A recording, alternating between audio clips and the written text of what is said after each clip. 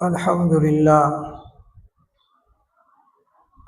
لله وحده والسلام على من لا نبي بعده. أما بعد فأعوذ بالله من الشيطان الرجيم. بسم الله الرحمن الرحيم. اللہ رب العزت نے ساری کائنات میں سے انسان کو اشرف اور اعلیٰ بنایا ہے،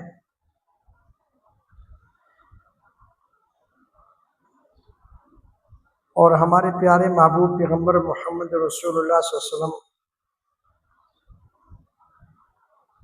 ہمارے لیے بہترین اسوہ حسنہ اور بہترین زندگی چھوڑ کر گئے ہیں۔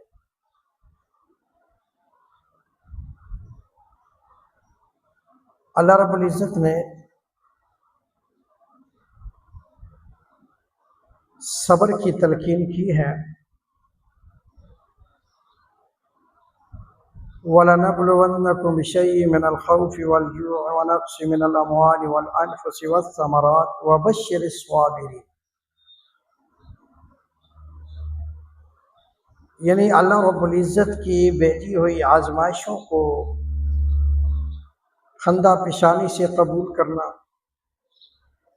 اللہ کی طرف سے کوئی امتحان آ گیا اس کو صبر کا دامن ہاتھ سے نہ چھوڑنا،